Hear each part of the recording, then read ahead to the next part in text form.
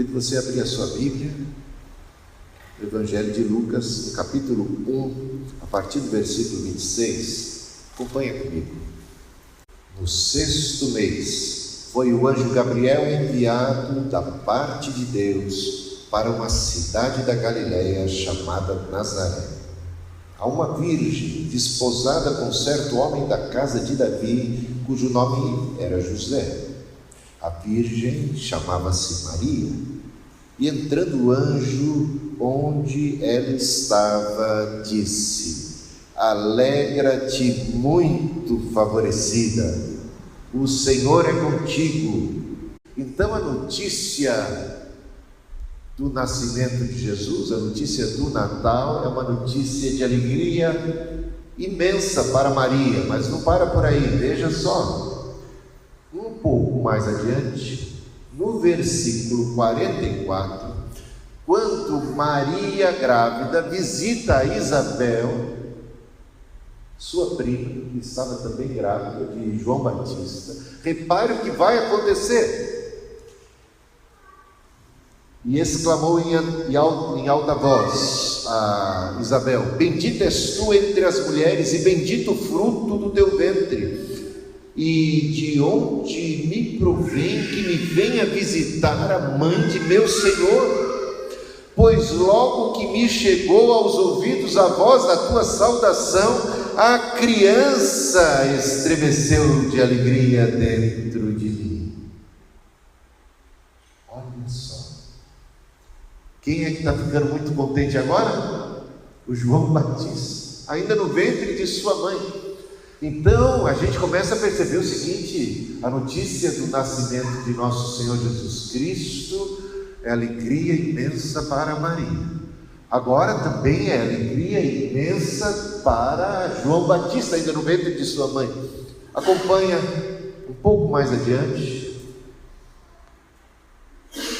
Vamos chegar ao capítulo 2, e no capítulo 2 temos o seguinte relato: havia naquela mesma região, a partir do versículo 8, havia naquela mesma região pastores que viviam nos campos e guardavam o seu rebanho durante as vigílias da noite.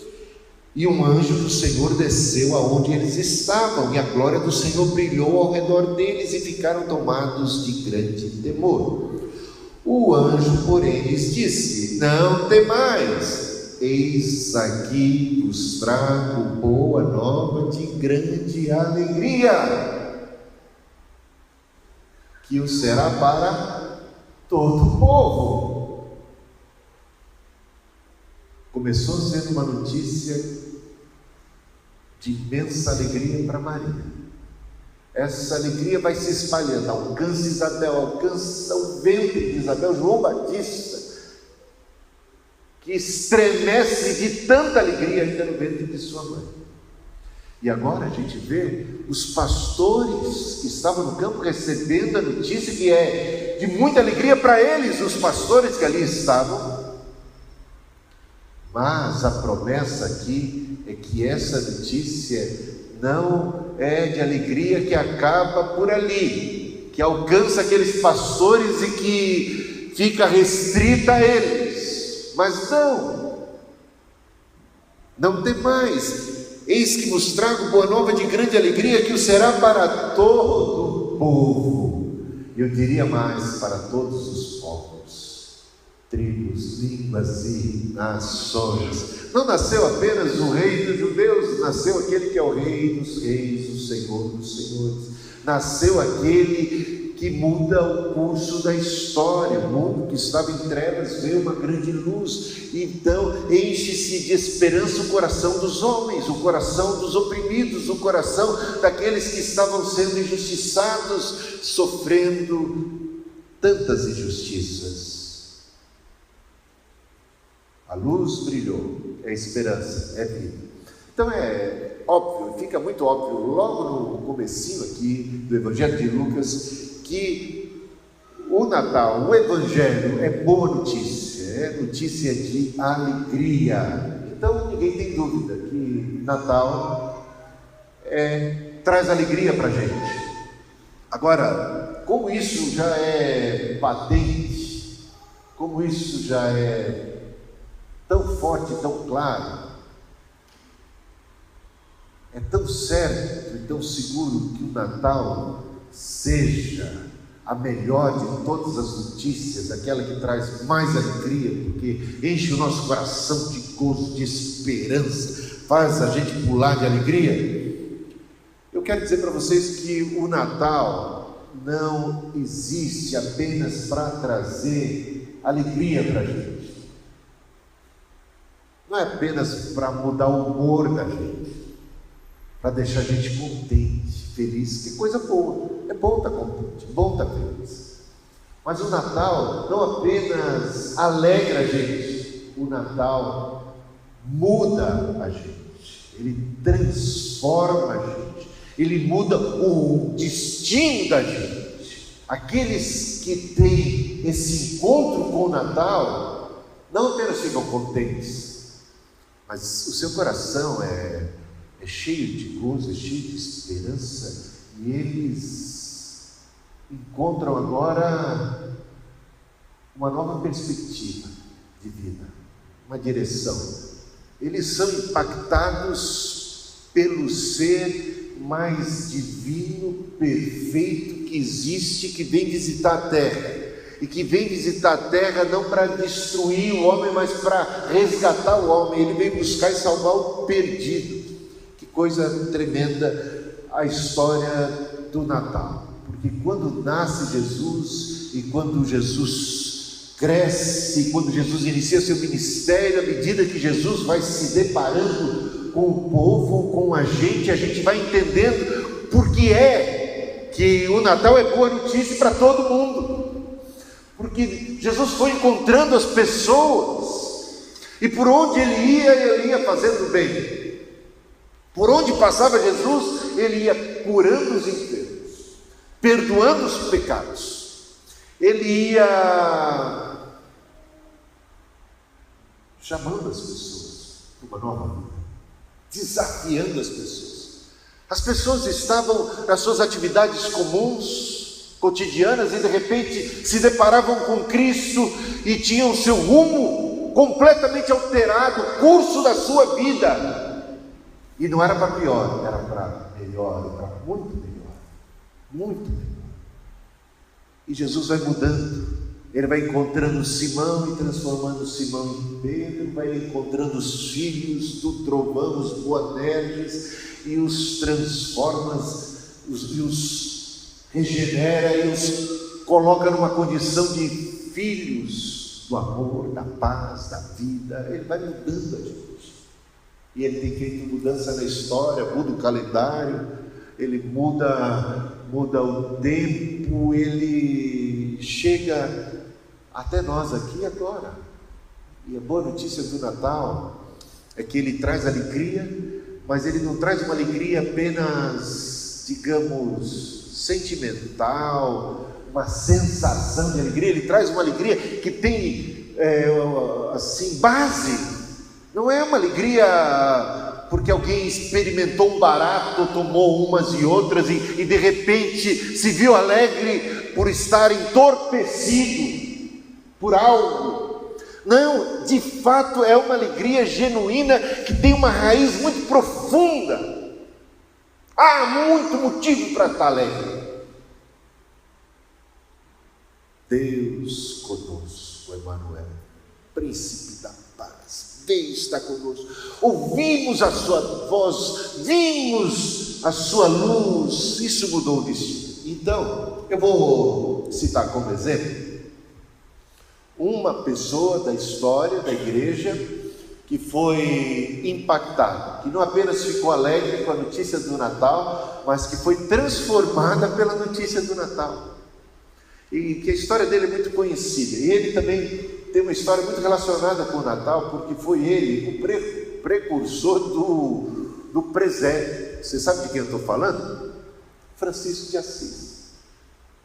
E surgiu o presépio porque ele, evangelizando os camponeses, ele procurava ilustrar o Natal de nosso Senhor Jesus Cristo fazendo uso dos animais campestres. Então ele pegava o boi, ele pegava o ovelha, ele pegava, e ele construía um cenário com os animais vivos e encenava o Natal de tal maneira que aquelas pessoas simples, iletradas, podiam entender e compreender com bastante clareza, pela cena teatral, o nascimento de Jesus.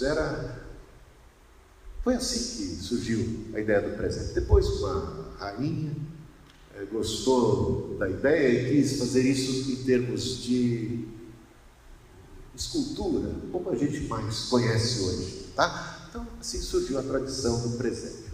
Francisco de Assis está por trás disso. Quero convidar você para me acompanhar aqui nos slides que preparei.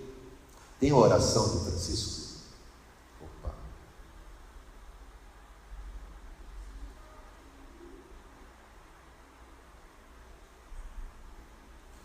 Tem uma.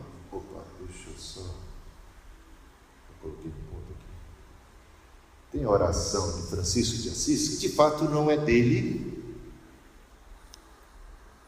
mas que expressa de maneira muito perfeita o ideal de vida de Francisco de Assis. Ele existiu muito antes da Reforma Protestante, ele era aquela versão melhor de cristão que tínhamos na época, tá?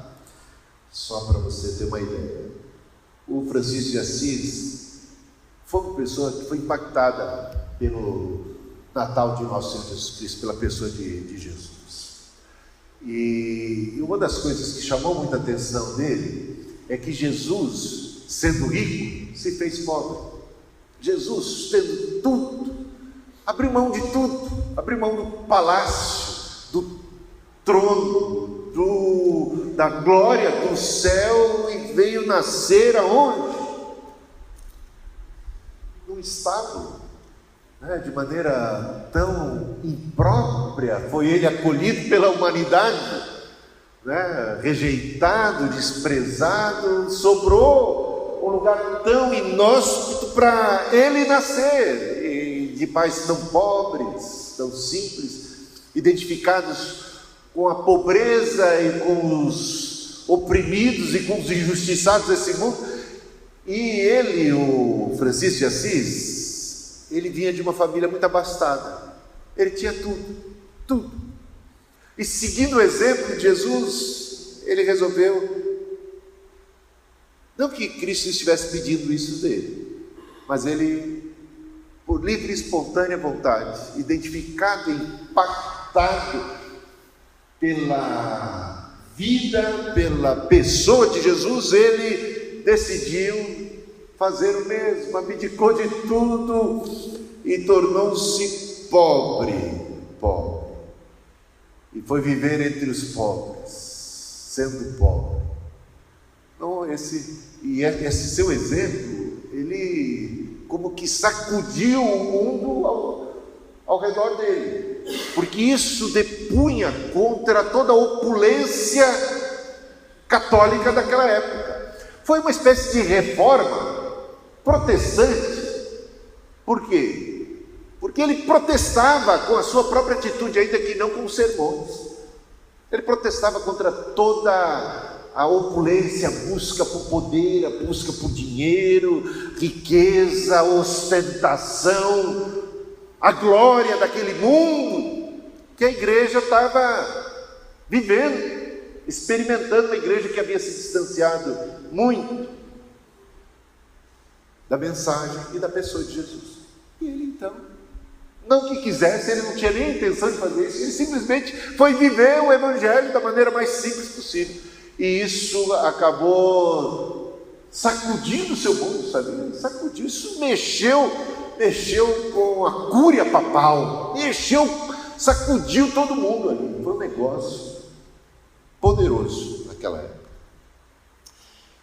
Então essa oração, muitos protestantes evitam a oração de Francisco de Assis, porque É um padre católico.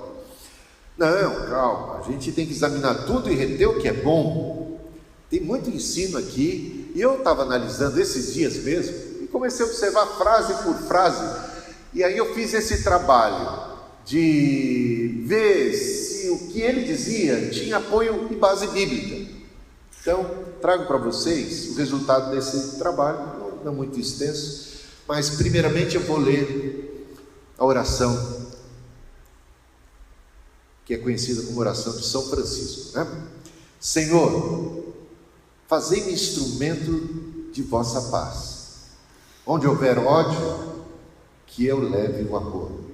Onde houver ofensa, que eu leve o perdão. Onde houver discórdia, que eu leve a união. Onde houver dúvida, que eu leve a fé. Onde houver erro, que eu leve a verdade. Onde houver desprezo, que eu leve a esperança. Onde houver tristeza, que eu leve a alegria. Onde houver trevas, que eu leve a luz. Ó Mestre, fazei que eu procure mais consolar que ser consolado, compreender que ser compreendido, amar que ser amado, pois é dando que se recebe, é perdoando que se é perdoado, e é morrendo que se vive para a vida eterna. Vamos ver a base bíblica? Olha a primeira frase: Senhor, fazei-me instrumento da vossa paz. Tem base bíblica? Tem tanta base bíblica, né?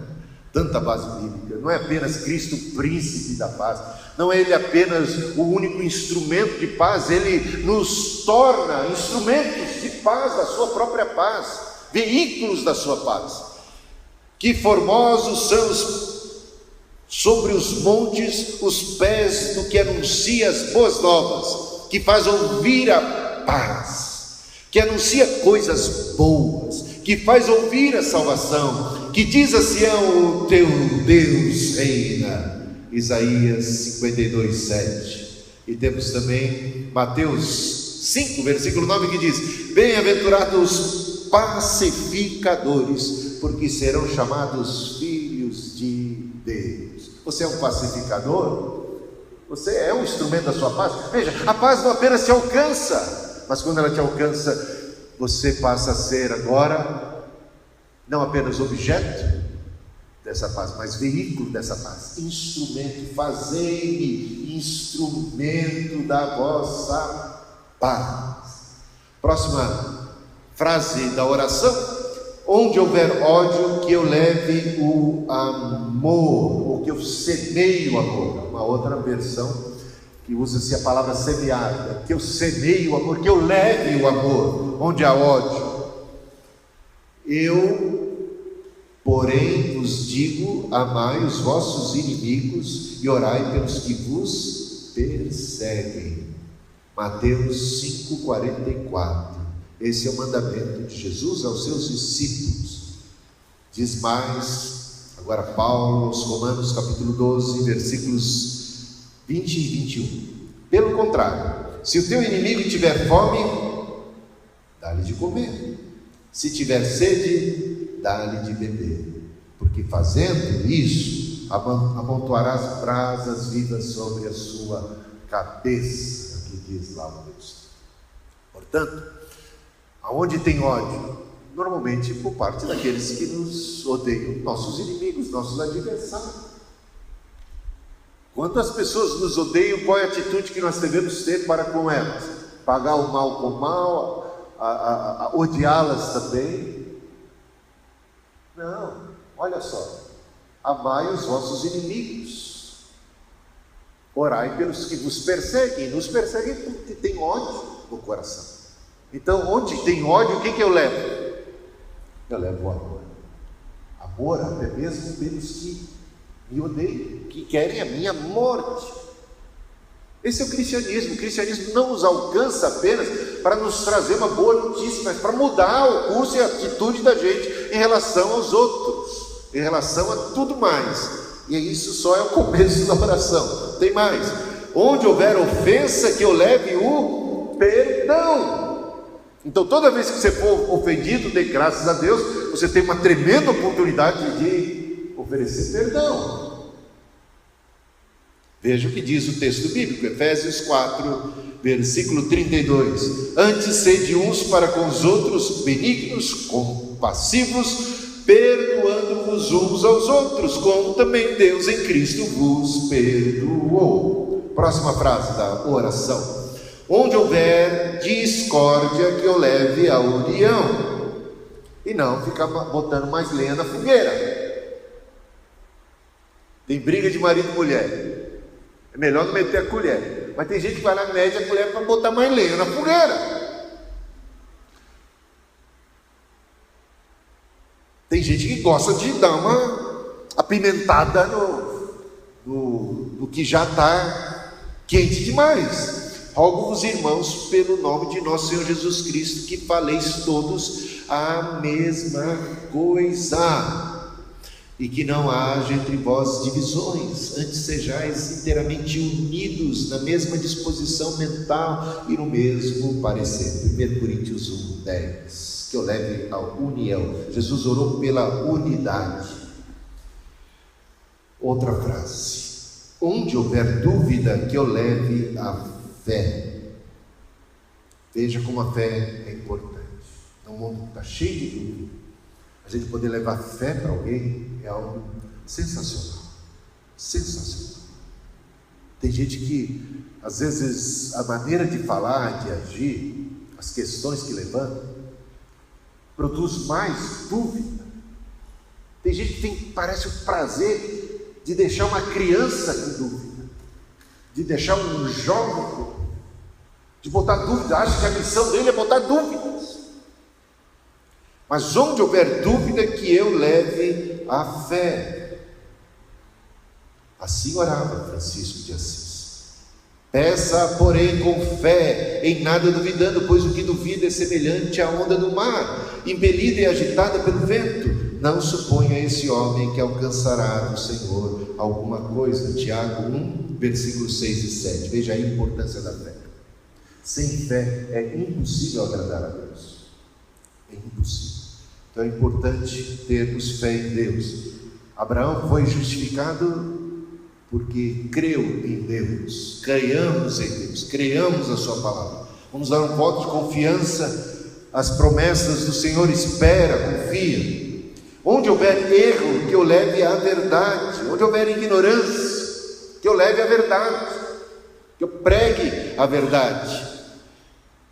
Veja só como Jesus conduz libertação através da verdade. E conhecereis a verdade, e a verdade vos libertará. João 8,32. Se você acompanhar a história da humanidade, em muitas páginas, você vai perceber que muita opressão se deu por conta da ignorância, e que muita gente leva vantagem por causa da ignorância.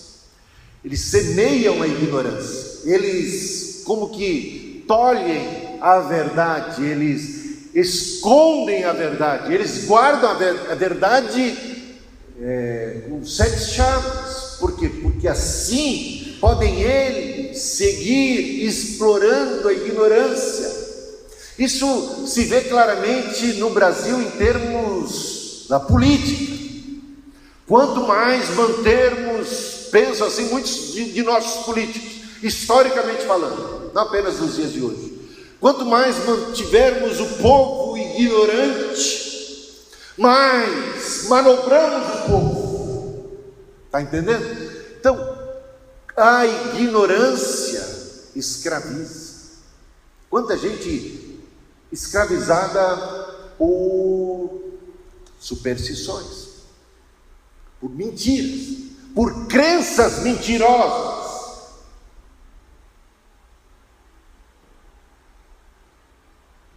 Tem tanta coisa, tanta superstição para a mulher grávida.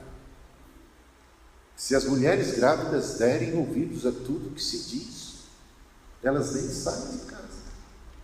Tanto medo, tanto pavor, tanto fantasma que se cria ao redor. Não pode isso, cuidado com aquilo. E assim, através da ignorância, se estabelece a opressão. Escravas são as pessoas de demônios.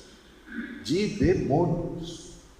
Em muitas religiões, que acabam se envolvendo com espíritos maus, e eles acabam dando tanta confiança ao que diz os espíritos maus, que se colocam à mercê deles e subjugados se tornam a eles, e têm um medo pavoroso de sair fora, de escapar. Mas chega nosso Senhor Jesus Cristo, Ele é o caminho, a verdade e a vida, e Ele diz: conhecereis a verdade, e a verdade vos libertará. E como cristãos devemos seguir sendo instrumentos dessa verdade, levando libertação às pessoas que estão cativas por muita mentira do diabo, que oprime, que as manipula nesse ambiente de tanta ignorância. Bom, outra frase desta linda oração: onde houver desespero, que eu leve esperança. Não apenas a notícia do Natal, o nascimento de Jesus, o Evangelho nos alcança e nos dá esperança, mas Ele nos torna instrumentos dessa esperança, e nós passamos a ser agentes de esperança. Não de uma falsa esperança, não de uma ilusão, mas do Deus, porque esse Deus não desaponta. Romanos versículo 15, versículo 13: e o Deus da esperança vos encha de todo gozo e paz no vosso crer, para que sejais ricos de esperança do poder do Espírito Santo. Deus de esperança vos torne ricos de esperança e agentes dessa esperança por onde você for. Seja um agente da esperança que há em nosso Senhor Jesus Cristo. Outra frase: onde houver tristeza, que eu leve a alegria. Os discípulos, porém, transbordavam de alegria e do Espírito Santo. Atos 13:52. O reino de Deus não é comida nem bebida. O Natal não é nem comida nem bebida. O Natal, o reino de Deus é justiça, paz e alegria do Espírito Santo. Que coisa boa. A mesa está farta? Dê graças a Deus por isso. Mas está faltando alimento? O reino de Deus não é nem comida nem bebida. O reino de Deus é justiça, paz e alegria do Espírito Santo, que pode ser experimentada no verdadeiro Natal de nosso Senhor Jesus Cristo. Onde é que se deu o verdadeiro Natal de nosso Senhor Jesus Cristo? No palácio real de Herodes? Sabemos que não. Onde é que se fez Natal? Naquela manjedoura, naquele estábulo, naquele curral, naquela estrebaria. Gente, isso significa que nós não precisamos disso, que nós não precisamos daqui para sermos felizes. Você tem Deus? Então você tem tudo que você precisa para ser feliz. Está esperando o quê para pular de alegria? Seu futuro está na mão de Deus. Deus vai cuidar de você. Ele vai suprir em glória cada uma das suas necessidades.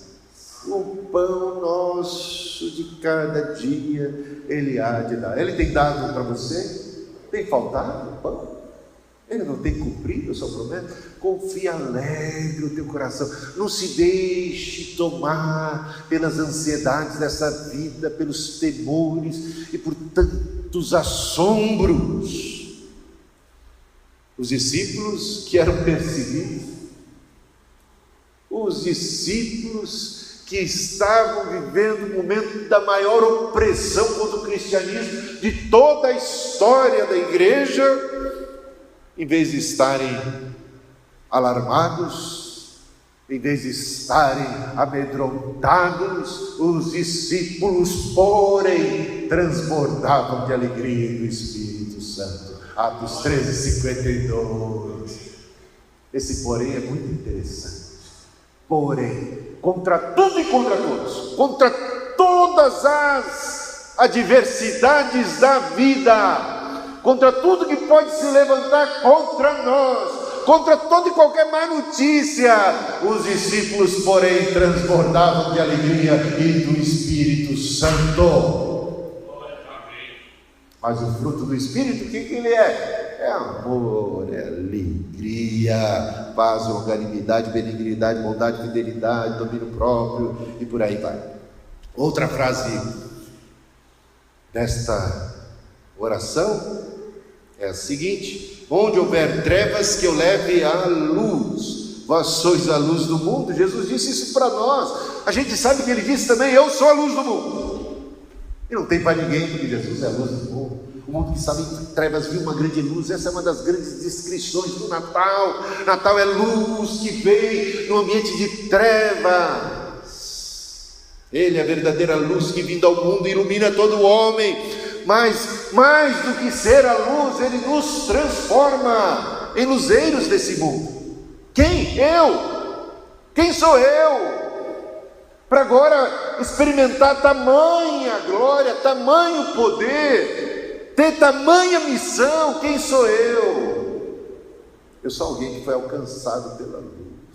Você é alguém alcançado por esta luz, que ilumina todo o homem, que torna o homem luminoso, que torna o homem brilhante. Que coisa tremenda! A luz nos ilumina e nos torna lâmpadas, luzeiros. Vós sois, disse Jesus aos seus discípulos, vós sois a luz do mundo. Não se pode esconder a cidade edificada sobre o monte. Mateus 5:14. Para que vos torneis irrepreensíveis, sinceros filhos de Deus, inculpáveis no meio de uma geração pervertida e corrupta, na qual resplandeceis como luzeiros no mundo. Filipenses 2:15. Vamos para já o encerramento desta oração.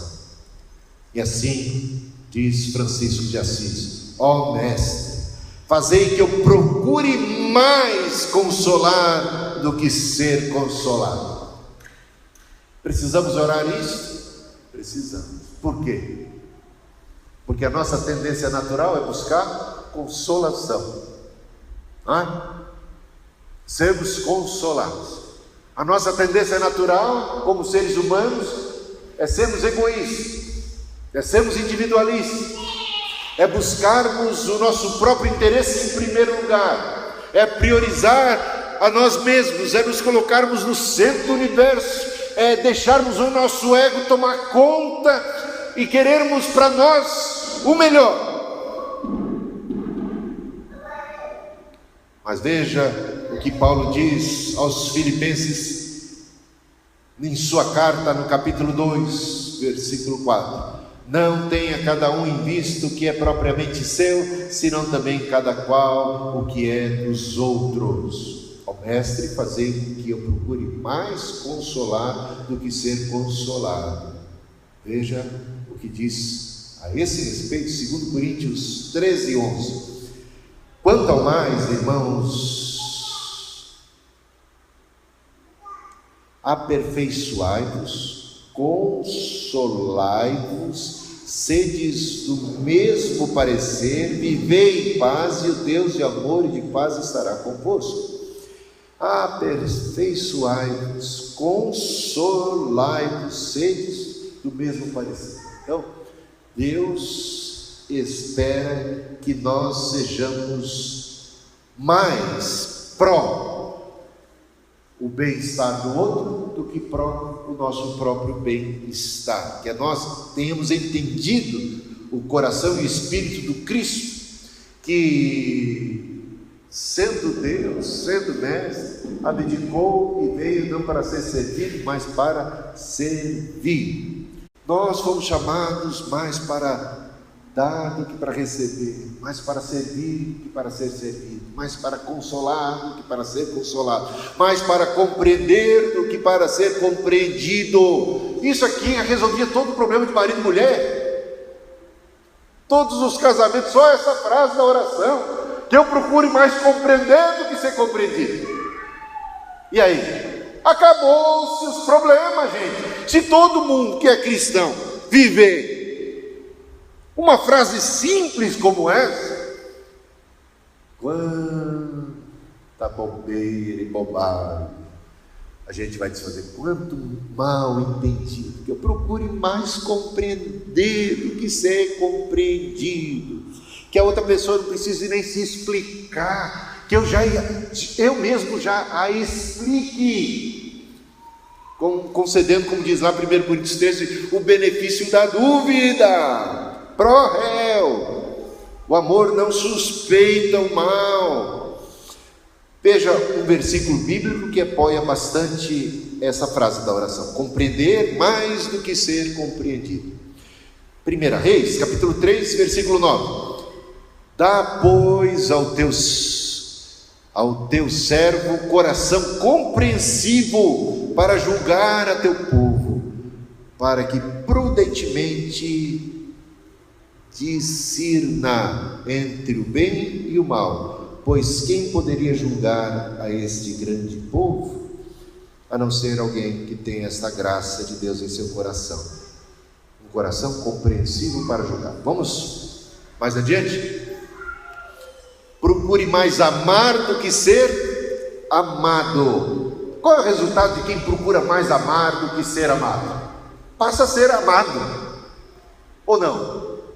Normalmente esse é o resultado. Quem se dispõe mais a amar do que a ser amado, acaba, no final das contas, sendo a pessoa mais amada da história.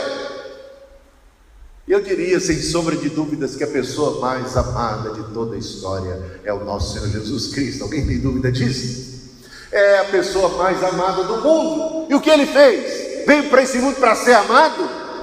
Procurou ele ser amado a todo custo, de toda maneira? Não, ele simplesmente amou, e amou de tal maneira, e provou o seu amor, dando a sua própria vida em nosso lugar, ali na cruz, sacrificou-se por nós, dedicou-se à nossa causa, amou os seus até o fim, como diz a palavra.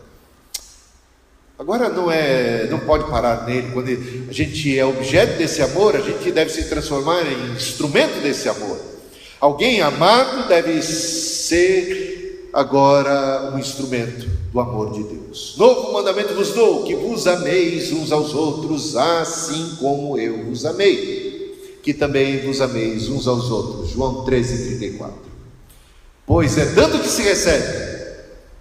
Mais bem-aventurada coisa é dar do que receber. Olha Atos 20:35.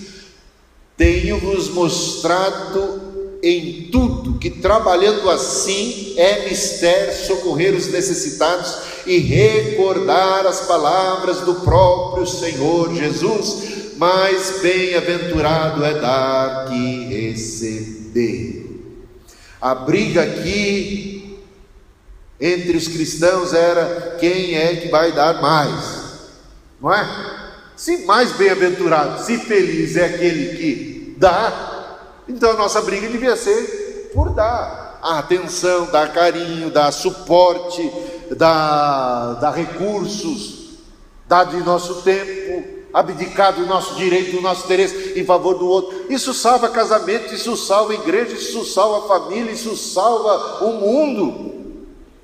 Tenho-vos mostrado em tudo que trabalhando assim é mister socorrer os necessitados e recordar as palavras do próprio Senhor Jesus.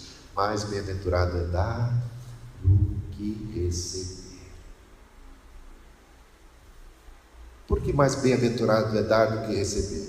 Porque o Pai que vê todas as coisas te recompensará. Quem acredita nisso? Quem bota fé nessas palavras é generoso.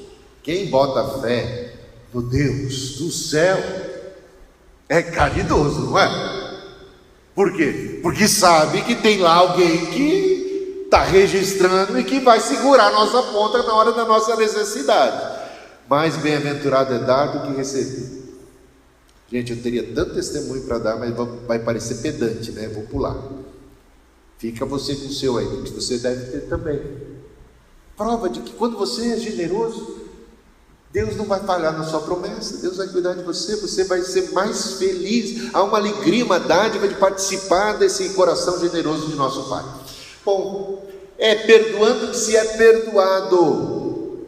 Obviamente, nós o amamos porque primeiramente Ele nos amou. Nós perdoamos porque primeiramente fomos perdoados por Cristo. Nós, quando estávamos mortos em nossos delitos e pecados, fomos alcançados por sua graça e salvos e perdoados. Bom, que maravilha. Mas lembra da parábola do credor, que tinha uma pessoa que lhe devia muito, que chegou diante dele e disse: eu não tenho como pagar, eu estou perdido, a dívida é grande demais para mim, eu não tenho recursos. O grande credor teve piedade dele e lhe perdoou totalmente a dívida. Vai em paz, você não deve mais nada. Foi ele totalmente perdoado, alegre, feliz pelo caminho. Encontrou alguém agora que lhe devia bem menos, mas que na circunstância em que se encontrava não tinha como pagar também, e clamou por misericórdia, assim como ele anteriormente tinha clamado por misericórdia, tinha recebido tamanha misericórdia. Não tem como pagar, tenha misericórdia. Ele disse: não, que nada, papo furado, você vai ter que pagar tudo, tintim por tintim. Olha só, o que diz Jesus no final dessa história?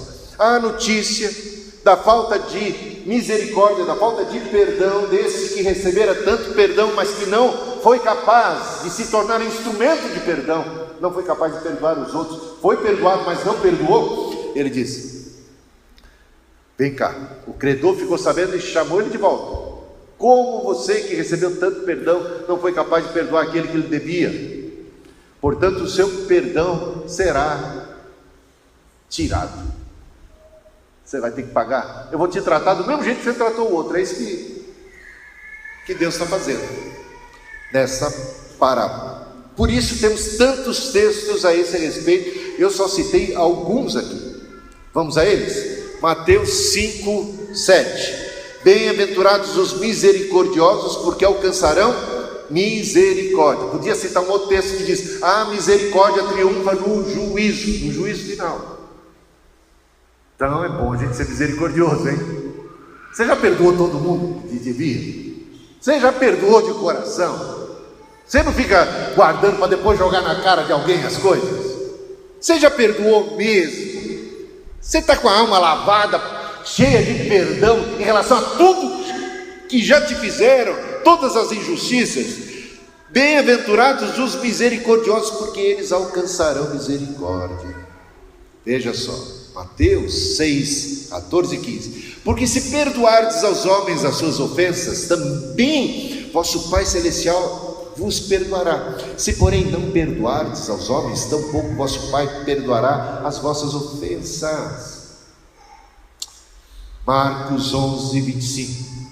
Se tendes alguma coisa contra alguém, perdoai, para que vosso Pai Celestial vos perdoe as vossas ofensas. E por fim, Lucas 6, 37.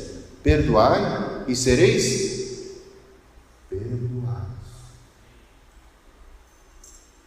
Mas é muito texto da boca do Cristo, é muito ensino claro dizendo que se não formos misericordiosos, não alcançaremos misericórdia. Portanto, a misericórdia nos alcança geralmente em primeira mão. Mas se alcançados uma vez pela misericórdia, não nos tornamos filhos da misericórdia, agentes da misericórdia, instrumentos da misericórdia, canais da misericórdia, essa misericórdia é nula em nós e será nula para nós também. Por isso aprendemos a orar: Pai, perdoa-nos assim como nós perdoamos. Um amigo meu, que era presidente da mocidade há muito tempo atrás, quando eu era jovem, ele me confidenciou: Ei, você ora a oração do Pai Nosso? Eu falei: claro que sim, eu sou cristão. Mas você ora até aquela parte? Eu falei: que parte? Daquela que diz: Pai, perdoa-nos assim como nós perdoamos aos nossos devedores, perdoa aqueles que nos ofendem, perdoa os nossos agressores, perdoa as nossas dívidas assim como nós perdoamos. Você ora essa parte também? Eu falei: claro que sim. Eu não sou louco, ele falou. Não sou louco. Qual era o raciocínio do nosso amigo? Que se ele não orasse essa parte, Deus lidaria com ele de uma maneira diferenciada, está entendendo? Que Deus só vai tratar assim aqueles que oram a oração do Pai Nosso. Portanto, não ore essa parte, para que você não incorra no juízo de Deus, porque Deus, imagina você pedir que Deus te trate do jeito que você está tratando dos outros. Não seja louco para fazer um negócio desse. Só que você acha que se você deixar de orar assim, Deus vai deixar de te tratar como o princípio que Ele já estabeleceu, que Ele já colocou como norma? Perdoai e sereis perdoados. Sede misericordiosos e vocês vão alcançar misericórdia. Aquele que não perdoar não será perdoado. Está taxativo, já está decretado. Não tem como alterar isso. Orando ou deixando de orar, assim será comigo, assim será com você, assim será com todos nós. E por fim, a última frase da oração: e é morrendo que se vive para a vida eterna. E é morrendo que se vive para a vida eterna. Não é que a gente tem que se matar, tá? Não é aqui um convite ao suicídio. É exatamente aquilo que Jesus ensinou. Mateus 16, 24. Então disse Jesus a seus discípulos: se alguém quiser vir após mim, a si mesmo se negue, tome a sua cruz e siga-me. É como um morrer para o mundo, um morrer para si mesmo, para os seus sonhos, para os seus ideais, e um colocar-se nas mãos de Deus, deixando que Deus agora estabeleça o sonho, que Deus agora estabeleça o ideal, que Deus agora estabeleça a direção. Você morre para si mesmo, nega a si mesmo e se oferece a Deus. É isso. Portanto, a oração, do começo ao fim, está pautada no ensino das Escrituras Sagradas e termina com esta frase: porque é morrendo que se vive para a vida eterna. Aquele que deixar pai, mãe, aquele que for capaz de abdicar de tudo por amor de Cristo, esse tem a vida eterna. O chamado para o discipulado, para seguir a Cristo, implica no negar-se a si mesmo e tomar a cruz para segui-lo. Amém? Vamos então à oração e assim encerramos. Mais uma vez, podemos nos colocar em pé. Acho que dá, depois disso, dá para a gente fazer essa oração como igreja. Que esse seja o nosso anseio mais sincero, a exemplo de nosso Senhor Jesus Cristo, sermos como Ele neste Natal, porque o Natal não veio só para alegrar a gente, mas veio para mudar a gente, para transformar a gente em pequenos Cristos, em gente marcada pelo Cristo na alma, instrumentos da paz, instrumentos da unidade, instrumentos da verdade, da luz, da consolação. Oremos. Está preparado aí para orar? Vamos juntos? Senhor, fazei-me instrumento de vossa paz. Onde houver ódio, que eu leve o amor. Onde houver ofensa, que eu leve o perdão. Onde houver discórdia, que eu leve a união. Onde houver dúvida, que eu leve a fé. Onde houver erro, que eu leve a verdade. Onde houver desespero, que eu leve a esperança. Onde houver tristeza, que eu leve a alegria.